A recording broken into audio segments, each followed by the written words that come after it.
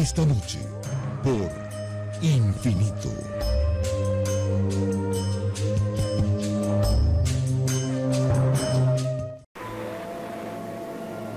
Esto es Infinito Esotérico y Oculto. Infinito, serial del nuevo milenio.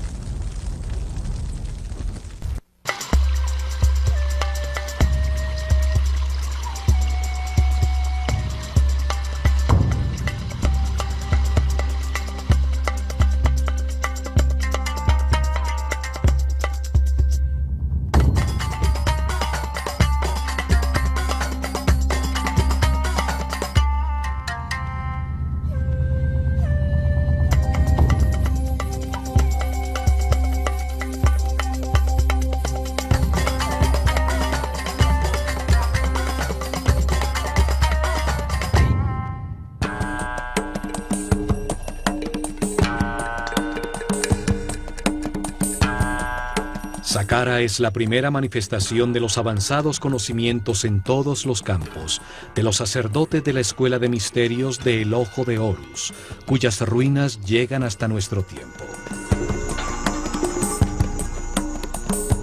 Allí se construyó la primera pirámide sobre la Tierra después del diluvio. Se usaron por primera vez bloques modulares de piedra para construir un edificio.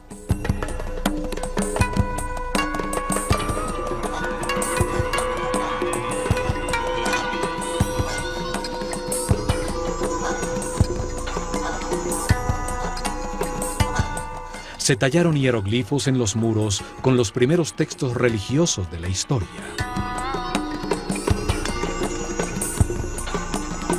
Allí se construyó un enorme complejo subterráneo, 12 pisos bajo tierra, con cámaras y galerías decoradas con los primeros baldosines de cerámica horneados por el hombre. En estas cámaras, bajo tierra, se encontraron más de 40.000 urnas, cuencos y vasos de alabastro. ¿Para qué servían? ¿Qué lograrían al realizar con tanto esfuerzo túneles, cámaras y salones 30 metros bajo tierra? ¿Cómo iluminaron estos espacios para poder realizar el difícil diseño cerámico de sus muros?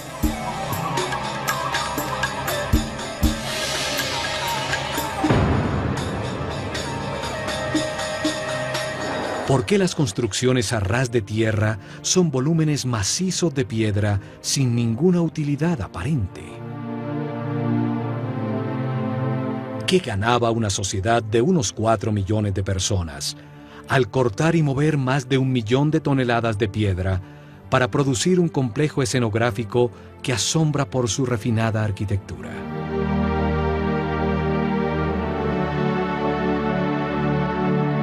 ¿Para qué producir un trabajo tan elaborado de tallas en piedra, columnas, bajorrelieves y refinadísimos detalles arquitectónicos para adornar una fachada que no tiene nada en su interior? ¿Cómo pueden darse simultáneamente avanzadas tecnologías que aparecen por primera vez con algo tan inexplicable racionalmente? Saqqara es uno de los misterios más grandes de Egipto. Su historia nos revela las más increíbles respuestas. Comenzando por el genio multifacético, el fabuloso personaje que la diseñó y dirigió su construcción. El arquitecto Imhotep, cuyo nombre significa el sabio que viene en paz. Sumo sacerdote de la Escuela de Misterios de El Ojo de Horus, tiene uno de los lugares destacados en la historia del hombre. Primer ministro, gran visir y canciller del faraón Djoser, que reina en la tercera dinastía, alrededor del año 2800 a.C.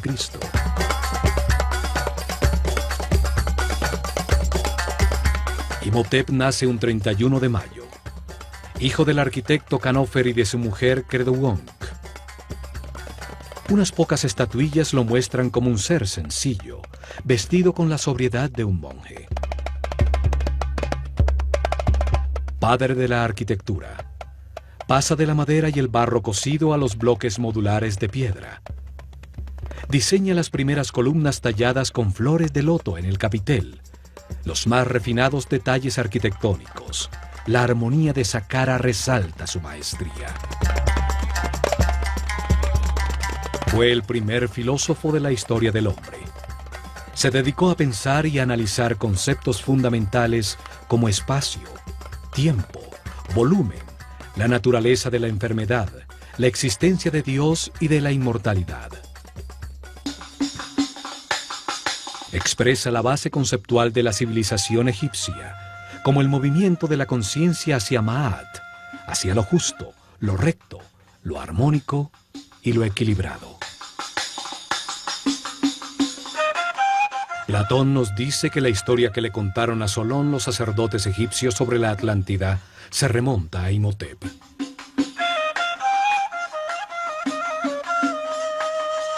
Astrólogo y astrónomo, realizó el primer registro sistemático de la bóveda celeste.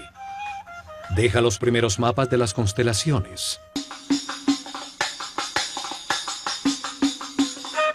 Demuestra su conocimiento de la precesión de los equinoccios al usar los cambios de era para determinar las etapas de revelación en el desarrollo espiritual de la civilización egipcia. Pero fueron las grandes dotes de Imhotep como médico las que lo convirtieron en un semidios. Solo 50 años después de su muerte, el faraón Miquerinos le dedicó un templo que fue sitio de peregrinación y curaciones milagrosas. Los griegos que estudiaron en Egipto y que le cambiaron el nombre a todo el mundo, lo llamaron Asclepios o Esculapio, para marcar sus logros como médico. También lo llamaron Hermes Trismegistus, el 3 veces grande, por sus dotes como filósofo y físico que reveló las bases de cómo funciona el universo. Imhotep fue el primero en recopilar información sobre cómo diagnosticar y curar muchas enfermedades. El caduceo, que hoy es el símbolo de la sociedad médica, era la vara de poder de Imhotep. Con ella medía la cantidad de energía vital que un ser humano ha aprendido a procesar en su interior. Así sabía cuál de los centros neurales o chakras utiliza para captar y procesar su energía vital y en dónde tiene imbalances celulares electromagnéticos. Curaba elevando la frecuencia vibratoria del aura o campo electromagnético personal. Esto restablecía el balance de los chakras, permitiendo que volvieran a suministrar la energía vital necesaria a los órganos afectados, la causa real de las enfermedades. El caduceo tiene 2 serpientes que se cruzan sobre los 7 chakras. Los centros neurales sobre la columna vertebral que captan y distribuyen la energía. Simbolizan las 2 polaridades de carga eléctrica y movimientos contrarios que dan lugar al universo dual. En su centro está una columna ondulatoria, formada por parejas de partículas con carga opuesta que se neutralizan y equilibran, la única manera para llegar a la iluminación. Representa al Kundalini, la fuerza vital que sube a través de la columna vertebral. Al desaparecer ese conocimiento, su forma se conserva como el símbolo para curar. Experimentos utilizando su forma como una bobina eléctrica han encontrado que tiene unas misteriosas características.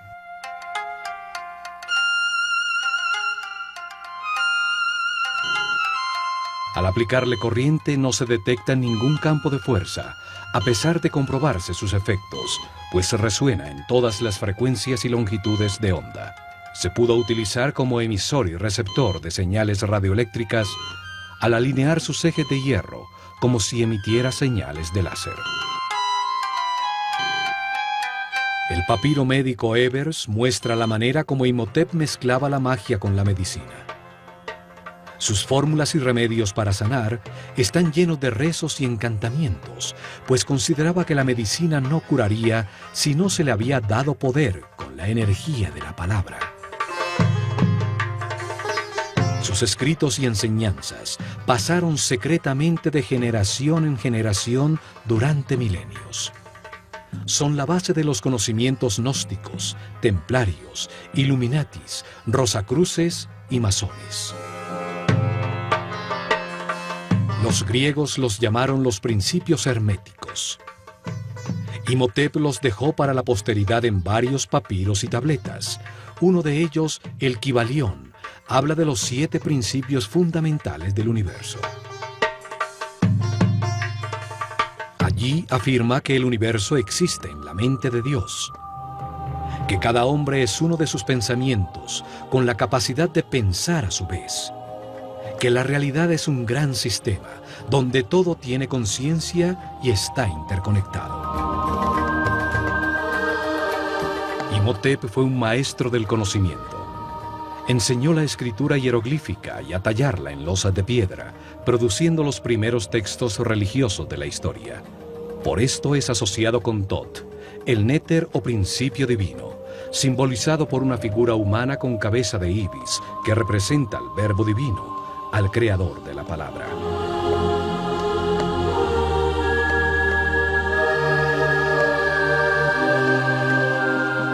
No hay duda que Imhotep fue un espíritu muy especial. El paso del tiempo lo convierte en un mito, asociado a la divinidad con distintos nombres. Tot, Mercurio, Quetzalcoatl, Esculapio, Hermes Trismegistus, el 3 veces grande. El término hermético se convierte en sinónimo de sabiduría secreta, la que una vez estuvo en las mentes de los sacerdotes del Ojo de Horus, uno de cuyos primeros sumos sacerdotes fue Imhotep, el sabio que viene en paz.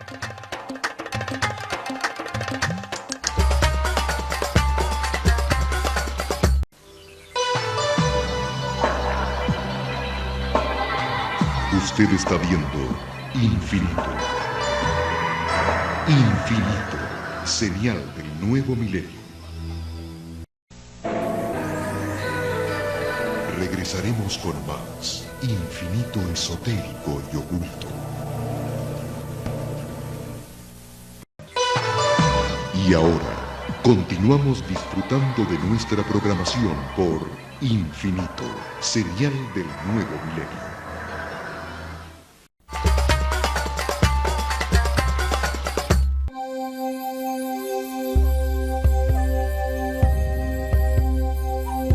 Fue Imhotep el que decidió dónde se construiría Saqqara para sus misteriosos propósitos. Situada en el área comprendida entre los 31 y 32 grados longitud este y los 29 y 30 grados latitud norte, la única área en Egipto donde construirían pirámides durante los siguientes 400 años.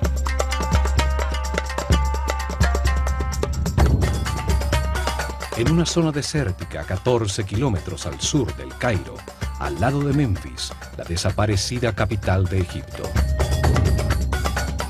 En Meidum, Awara y el Laún están las más al sur, y en Abu Rawash la pirámide más al norte. Sobre una plataforma de piedra que va hasta Giza, 50 metros por encima del nivel del río, hecho que garantizaba que el nivel freático de la zona no inundaría los trabajos subterráneos que tenía planeados. En una zona donde existen otras 8 pirámides menores, construidas en las dinastías 4, 5 y 6. Exactamente sobre uno de los nodos principales de la malla electromagnética del planeta, donde mejor se puede utilizar la fuerza de su energía telúrica para hacer vibrar una gran masa de piedra. En esta área ocurren los efectos electromagnéticos naturales más poderosos del planeta. Allí está localizado uno de sus chakras. Por allí pasa la corriente telúrica, la carga tierra negativa que lleva su energía vital. Un sitio mayor de confluencia de las llamadas Lee Lines, perfecto para que un gran volumen de piedra, con alto contenido de cristales de cuarzo, al vibrar produzca energía estática negativa por la fricción de sus moléculas. La atmósfera en este sector está cargada con 500 voltios por metro cuadrado de corriente positiva, 5 veces lo normal.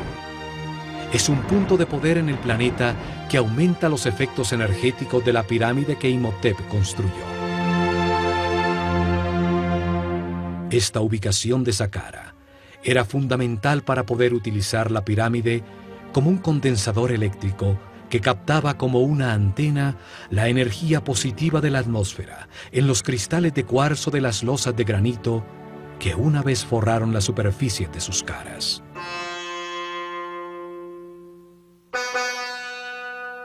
Saqqara significa el que abre y guía el camino. Su símbolo es el chacal que guía a los perdidos en el desierto hasta llevarlos a tierra cultivada, al sitio del hombre civilizado.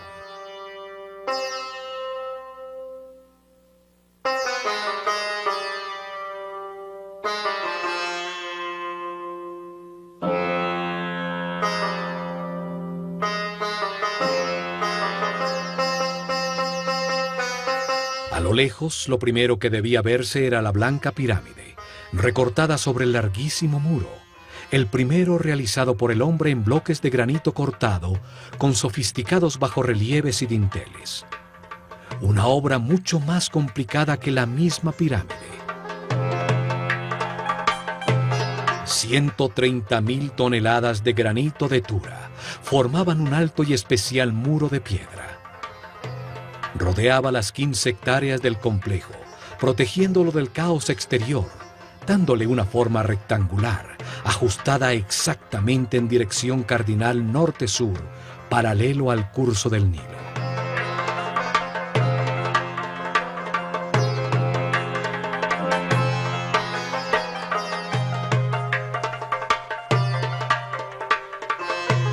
El muro tenía 10 metros de alto, aproximadamente 4 pisos de un edificio actual.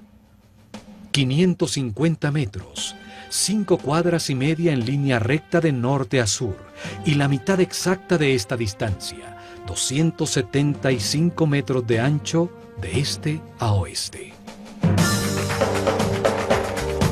El muro es el primer componente de la máquina cuántica diseñada por Imhotep en Saqqara.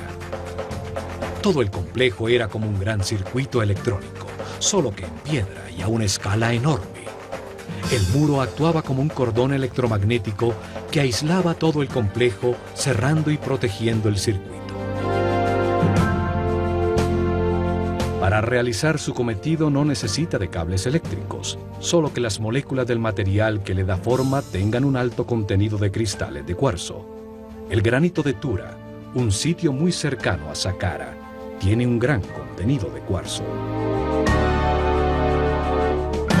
El cuarzo organiza sus moléculas en tetraedros, una de las 5 formas básicas que organizan la materia, llamados sólidos platónicos. Al vibrar con el planeta, las caras de los tetraedros se friccionan entre sí, produciendo una carga eléctrica. Los 85.000 metros cúbicos del muro de granito contenían una enorme cantidad de cristales de cuarzo que generaban un poderoso campo de fuerza, una onda radioeléctrica constante.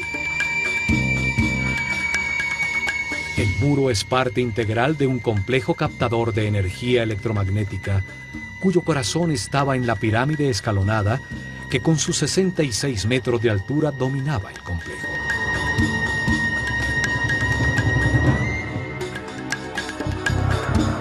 La forma del muro es sorprendente. Entraba y salía para producir bastiones y pórticos a intervalos regulares. Bajorrelieves verticales enmarcaban los pórticos que embellecían y regularizaban el conjunto, produciendo una sensación de armonía con un estilo arquitectónico casi ultramoderno.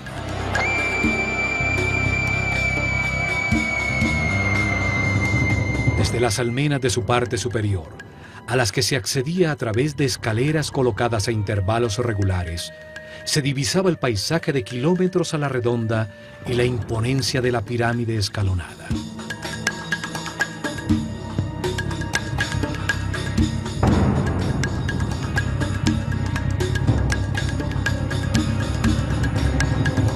no solo es la primera construcción monumental en piedra tallada del hombre, sino que además tiene una serie de detalles arquitectónicos que indican una maestría y un conocimiento que nunca fueron superados en todo el desarrollo posterior de su civilización.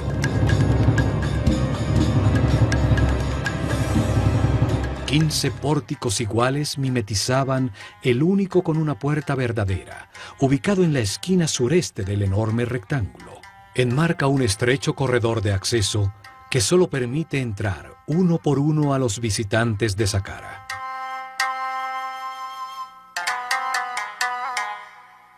El camino de perfeccionamiento espiritual es individual e intransferible. Nadie puede evolucionar por otro. Por esto, a Saqqara se entraba de uno en uno.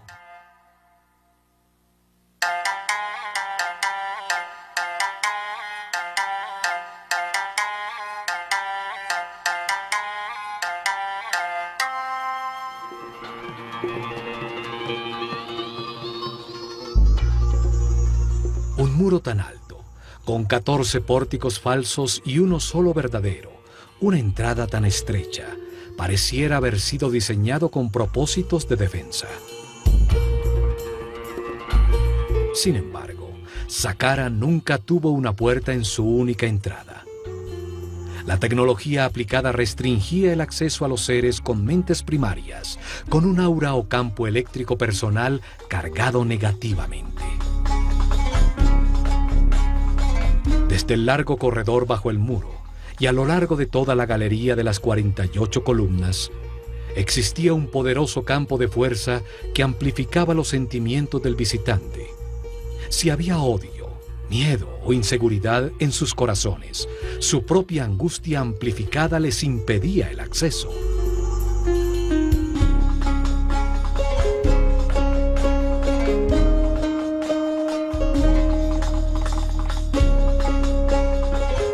Solo los puros de corazón podían entrar en Saqqara, cuando el complejo y la escuela de misterios del Ojo de Horus funcionaban allí.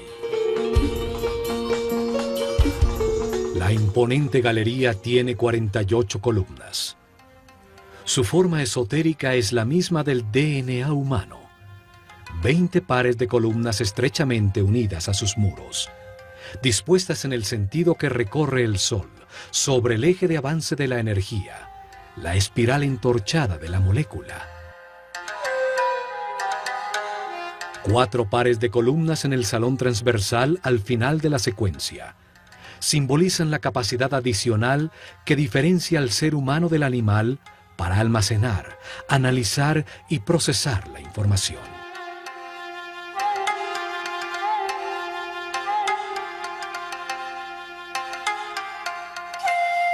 Las columnas totalmente moduladas y con 7 metros de altura estaban dispuestas con una serie de principios arquitectónicos que se repitieron miles de años después en Grecia, en el Partenón. Cada columna tenía la forma de un haz de papiros.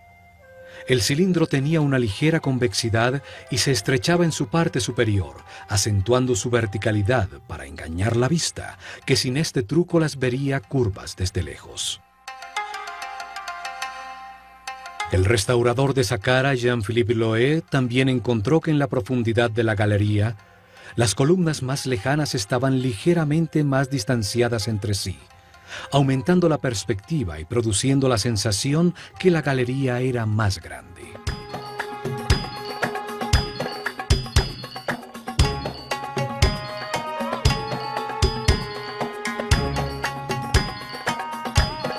Al atravesar la galería se llega al salón transversal de las 8 columnas, unidas entre sí por módulos de piedra que enmarcan la salida al gran patio de las serpientes, en cuyo lado norte brillaba espléndida la pirámide escalonada.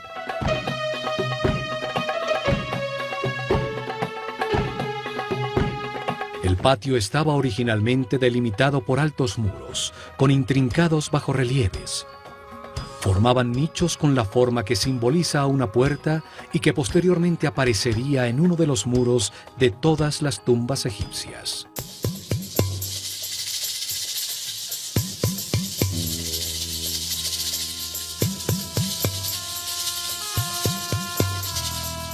Cada puerta estaba rematada por un friso horizontal, decorado por una cobra.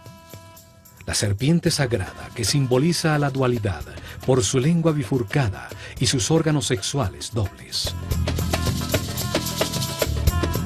La serpiente simboliza también la determinación para alterar la existencia, de comenzar un viaje evolutivo decidido por sí mismo, de tomar sus propias decisiones. Es la fuente y origen del movimiento.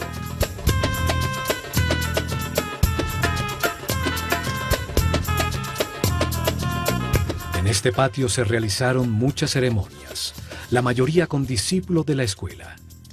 Pero una vez al año, el faraón llegaba a este escenario para ser coronado nuevamente por el sumo sacerdote del Ojo de Horus, con la corona blanca y roja que simbolizaba su poder sobre todo Egipto.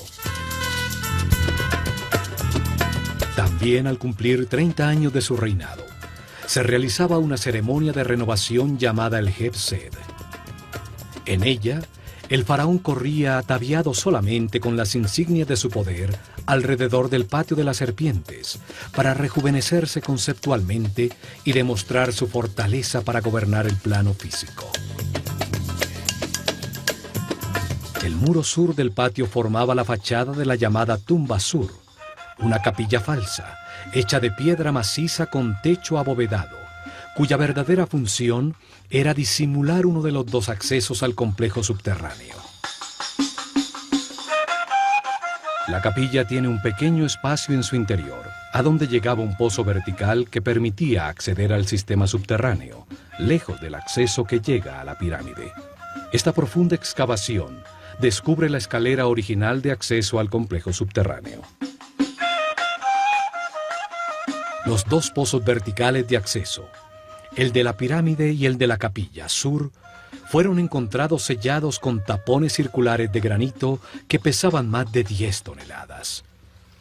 La capilla en la superficie era solo una fachada falsa para este acceso.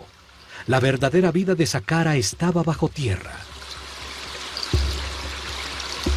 Desde este acceso en la tumba sur, se llega a cámaras y galerías subterráneas, y sale un túnel que termina exactamente bajo la galería y póstile de acceso.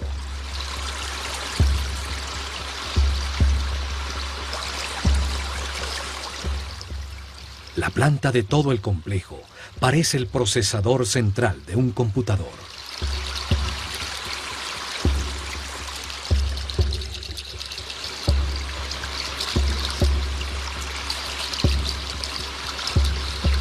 Saqqara fue el primer experimento con la forma piramidal para aplicar y perfeccionar una tecnología cuántica, cuyo objetivo era acelerar el perfeccionamiento espiritual de los discípulos de la Escuela de Misterios del Ojo de Horus.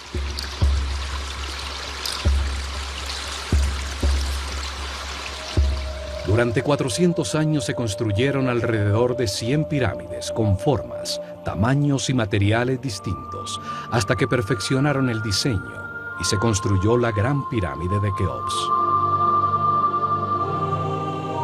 Conocimientos heredados de la civilización atlante para convertir masivas formas piramidales en máquinas cuánticas para la producción de columnas ondulatorias estacionarias de energía que permitían elevar la frecuencia de vibración de los iniciados.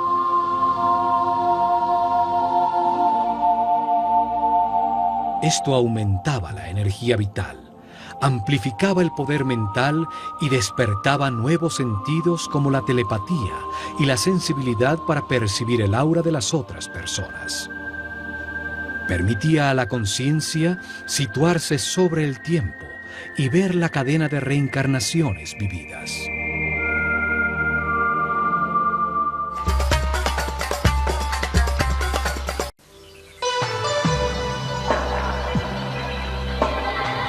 Usted está viendo Infinito. Infinito, señal del nuevo milenio. Regresaremos con más Infinito esotérico y oculto. Y ahora, continuamos disfrutando de nuestra programación por Infinito, señal del nuevo milenio.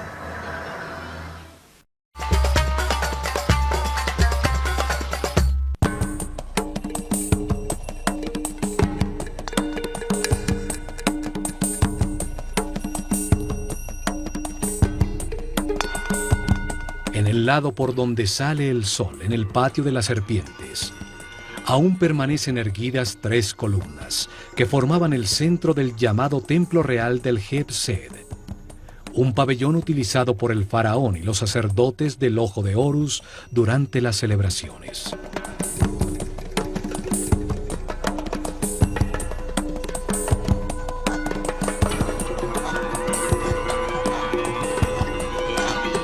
Desde este pabellón, siguiendo un muro curvo, se llega al patio rectangular del Heb-Sed, paralelo al patio central del complejo. Sus lados estaban delimitados por 2 series paralelas de capillas falsas. Son realmente una fachada elaborada sobre un bloque de piedra maciza. Cada serie tenía 13 extrañas y misteriosas capillas de piedra maciza. Sus muros no producen ningún espacio útil en su interior. Son solo una fachada escenográfica, elaboradísima, con refinados detalles arquitectónicos. Su forma disfrazaba el verdadero propósito de todo el complejo y el intrincado diseño de cámaras, túneles y galerías subterráneas diseñadas como un enorme circuito electrónico para producir un vórtice electromagnético. Frente a cada capilla falsa, a través de un estrecho y tortuoso pasaje, se llegaba a un pequeño santuario exterior, donde estarían las representaciones simbólicas de las fuerzas tutelares de Egipto, la Eneada divina.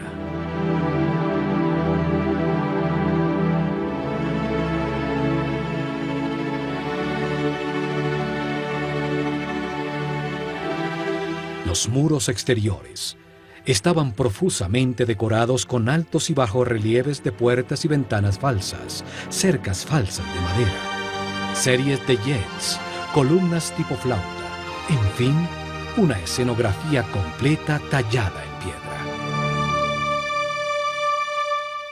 Al norte del patio de las capillas falsas, exactamente al este de la pirámide escalonada, están las llamadas Casa Sur y Norte, 2 construcciones mucho más grandes pero igual de falsas.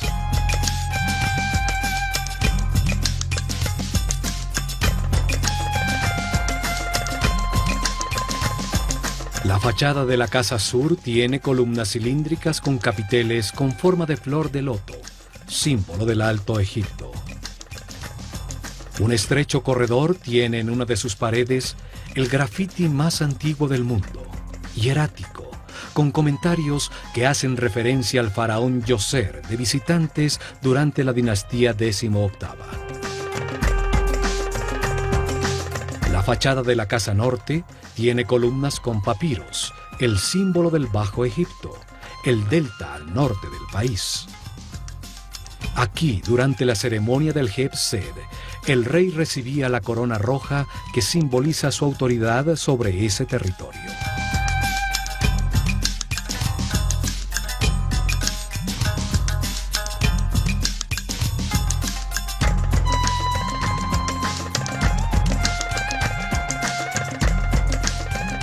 Entre la Casa Norte y el llamado templo funerario de Djoser se encontró el llamado Serdab, una pequeña capilla con 2 orificios en uno de sus muros. A través de ellos atisbaba hacia el patio exterior una estatua sentada del faraón Djoser, recibiendo la brisa vigorizante del viento norte.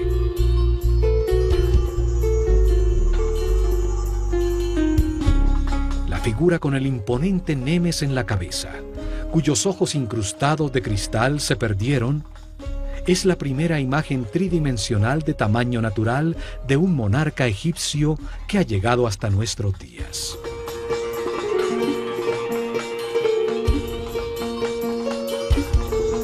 Observa desde hace milenios el estupor que causa a todos los visitantes de Saqqara las construcciones falsas contenidas en sus muros. El disfraz que esconde a la poderosa máquina cuántica. Escucha desde allí las teorías que afirman que Saqqara fue su tumba nunca utilizada.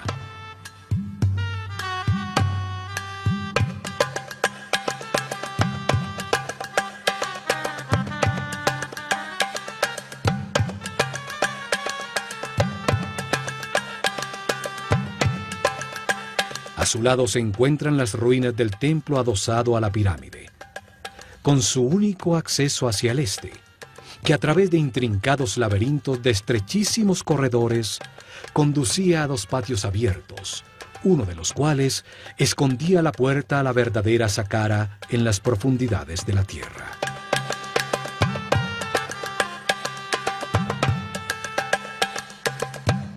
Este patio disfraza el acceso principal a los subterráneos.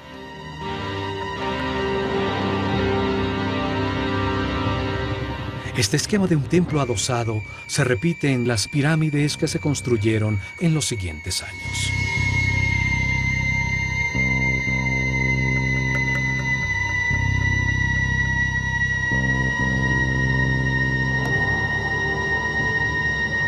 Saqqara fue abandonado con la llegada de la era de Ram, alrededor del año 2320 a.C., cuando se construyó la pirámide de Keops. El conocimiento sobre los accesos a las cámaras y galerías subterráneas se perdió en el tiempo. La piedra de sus muros fue utilizada como material de construcción.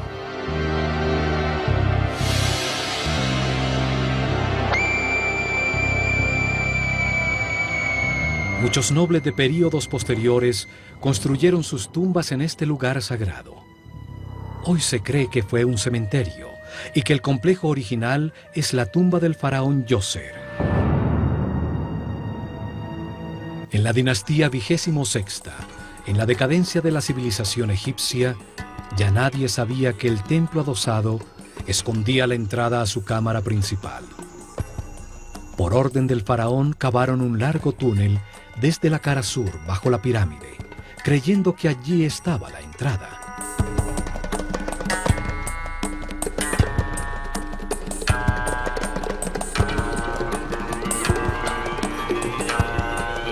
Perforaron la durísima roca, dejando columnas en piedra para evitar que el túnel colapsara.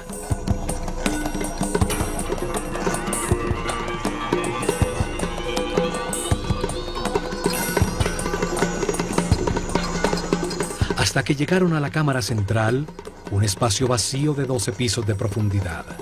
Un pozo vertical con la forma de un obelisco virtual en el corazón de la pirámide.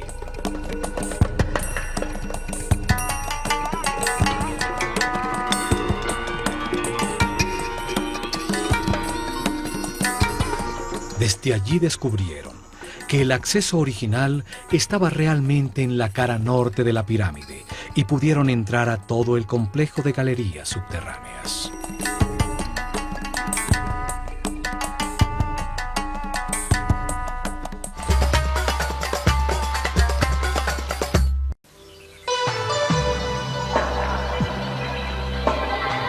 Usted está viendo Infinito. Infinito, señal del nuevo milenio. Regresaremos con más Infinito esotérico y oculto. Y ahora, continuamos disfrutando de nuestra programación por Infinito, señal del nuevo milenio.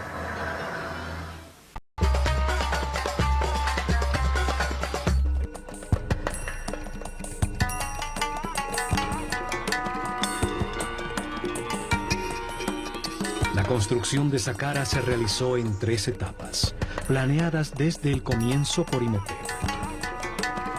Las etapas permitían que el complejo fuera creciendo y que la pirámide se expandiera como el cuerpo de un ser humano. La primera etapa comienza con la construcción de la columna vertebral del complejo, la excavación del pozo vertical de la pirámide que baja hasta una profundidad de 30 metros, 12 pisos de profundidad, que equivalen al 50% de la altura total de la pirámide terminada.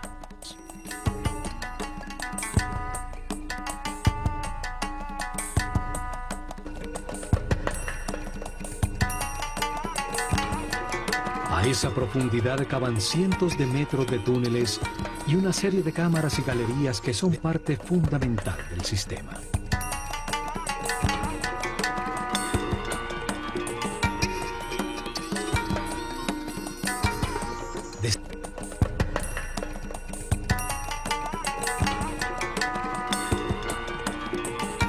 segunda etapa.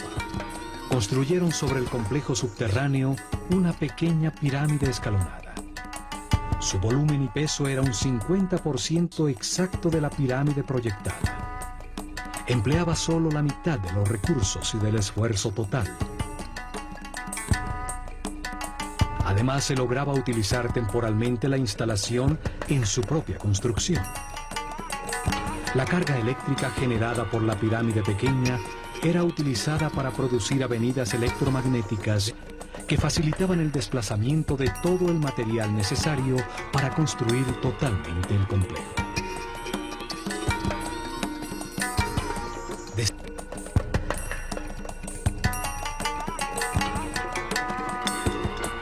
Partiendo del frente de la pirámide, se colocaban a distancias regulares una serie de pilares llamados jet, que transferían del uno al otro la carga de iones negativos generados por su masa en vibración.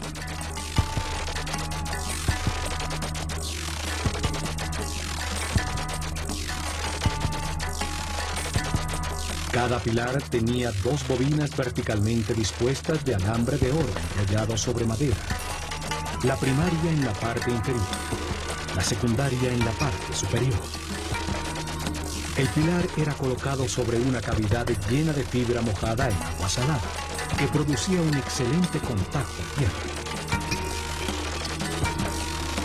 Se requería que un sacerdote de alto nivel de conciencia y vibración controlara con la energía taquiónica de su mente la transferencia del flujo de iones al primer pilar frente a la pirámide.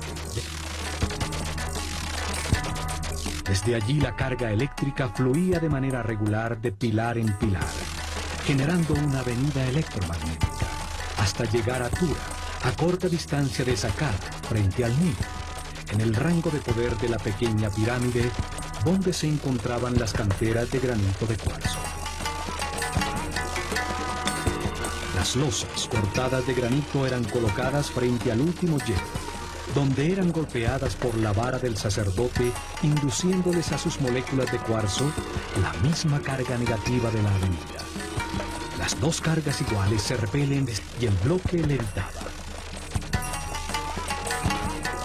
Es el mismo principio utilizado hoy por el tren bala en Japón, que flota sobre un poderoso campo electromagnético en los rieles, de igual polaridad a la del tren.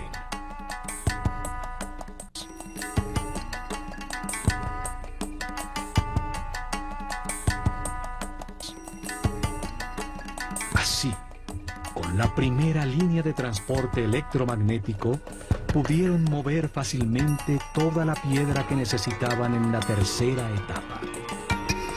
Las 425.000 toneladas de piedra para ampliar la pirámide y las 135.000 toneladas de granito de Tura para el muro exterior.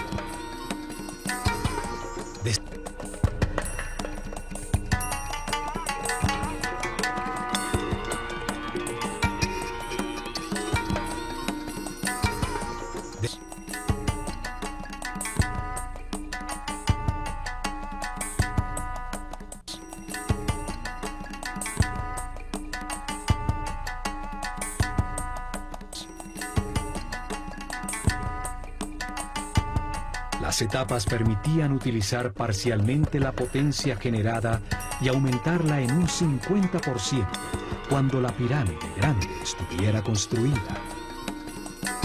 La potencia total garantizaría una avenida electromagnética que llegaría hasta Maidu, el llamado punto medio entre Saqqara y las canteras de granito rojo en el Alto Egipto.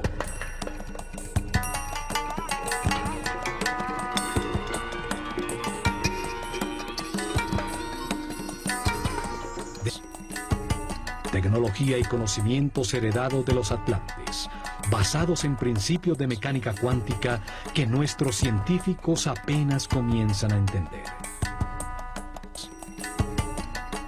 En el próximo programa, continuaremos analizando a Saqqara. Veremos la disposición y sentido de todo el complejo subterráneo, construido para dar forma a una poderosa máquina cuántica que aceleró la evolución de los iniciados. Al examinar este camino, que llamaremos el camino cuántico hacia la luz de la conciencia, veremos que este proceso evolutivo ha sido enseñado por distintos maestros superiores. Uno de ellos fue el Maestro Jesús.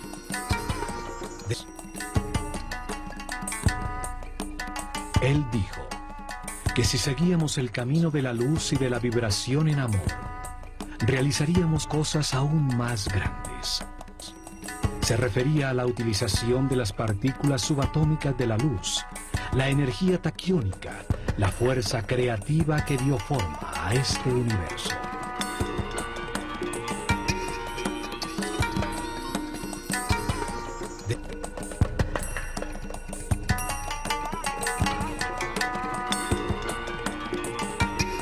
Miles de años antes de la llegada de Jesús, los sabios sacerdotes del Ojo de Horus utilizaron este mismo tipo de conocimientos para acelerar la evolución de sus discípulos en Saqqara.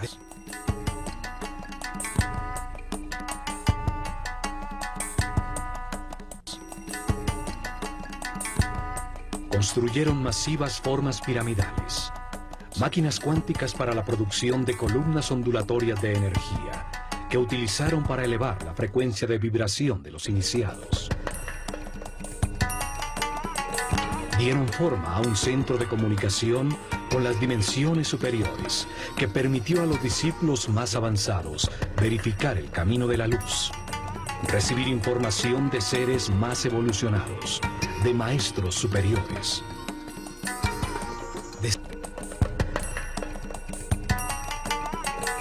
En el plano físico, al producir avenidas electromagnéticas y efectos de superconductividad en distintos materiales, facilitaron la construcción de sus templos, los libros vivos de la Escuela de Misterios del Ojo de Horus.